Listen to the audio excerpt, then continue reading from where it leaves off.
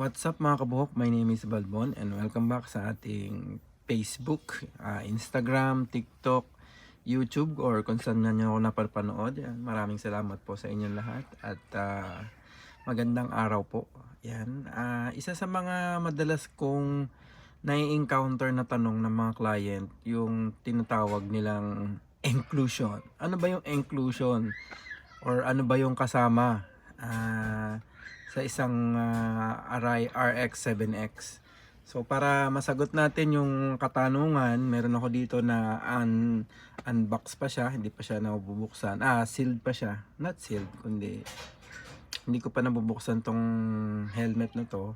So sama-sama natin i-check ano ba ang inclusion ng RX-7X dito sa Japan. Yeah, so tara, check natin. So ito po yung box niya. Ayan, nakalagay dito yung size at serial number nung helmet. Ayan. Sabi, fragile, hindi siya waterproof, at saka dapat daw ito yung nakataas. Yun lang, napakasimple lang ng box ng Arai. So open natin. Dali lang. Taas natin tong tripod. So para ma-open yung box is you need to pull these two parts. Ayan. Ayan natin. So meron sa loob, makikita nyo, merong isa, dalawa, merong bubble wrap, tapos pangatlo, nandito sa sulok, yung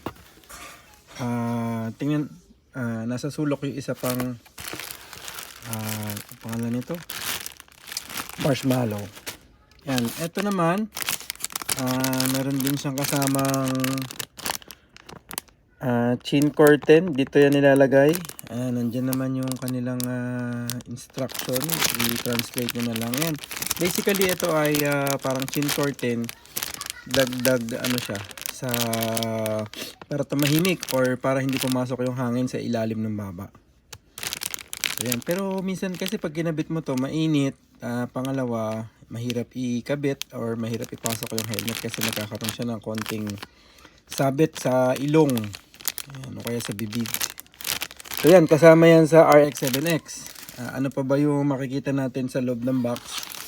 Meron siyang manuals at saka itong silicone. Pakita ko kung saan ginagamit. Ayan, walang sticker.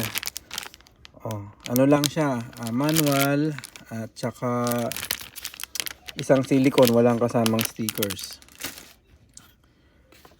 Ano ba ibang makikita yan? Angat natin, lagay mo natin dyan yung helmet. Tingnan pa natin yung natitira.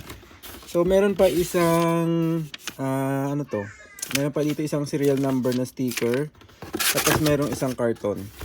Kung mapapansin nyo, yung karton nandito, tapos yung helmet nakaslide pa ganyan, naka-diagonal. Yung nguso dito, yung merong karton, dito yan sa likod.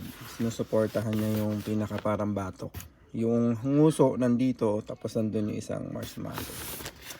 Ayun. Ayan, no? Diba? Yan lang po. Walang anti-fog, walang extra smoke lens. Yun. Yan. I-close up natin ng konti. Yung kanyang dust bag, kakaiba yun sa RX-7X. Medyo para siyang ano ba to, parang wool or parang cotton. Tapos ang original po ng tali ng Arai pa ganito. Ayan. Pag iba na po yung tali, nabuksan na yan. Ganyan yung tali nila. Parang pa bow.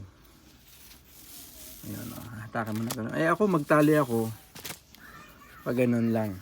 Ayan, pag ganyan lang ako magtali. Pag ganyan na yung helmet nyo, binuksan ko yan or tinignan ko. Pero pag yung parang pabow, ganun yung talagang original na tali. Or paano tinatay ni Arai yung helmet niya. So yung kanya, may kasamang dust bag as standard. Ayun. Nakagami pala to. Ayan. Yung kanina, dito nilalagay yun. Ayan. So ganyan siya. Lalagay mo siya dyan. So ibig sabihin nun, liliit yung butas ng helmet. Di ba mahirap na siya ipasok? Yung mga first time na gumagamit ng aray, nahirapan silang ipasok. Kasi nga, maliit ang buta. So, ang technique lang doon is, ginagano namin para ma-shoot siya.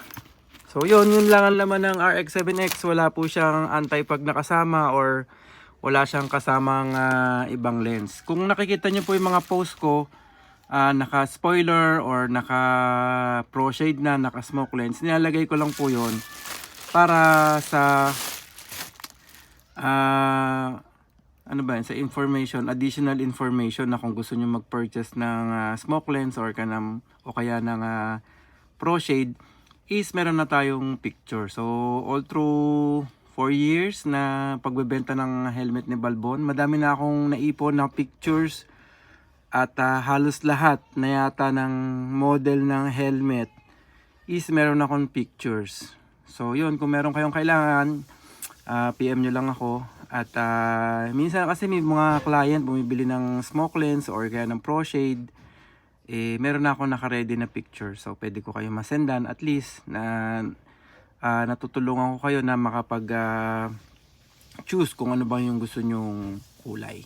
So yun, maraming salamat po. Kung meron po kayong katanungan, meron kayong request or meron kayong kailangan, mag-PM lang po kayo sa akin sa helmet ni Balbon. Ride safe, peace out.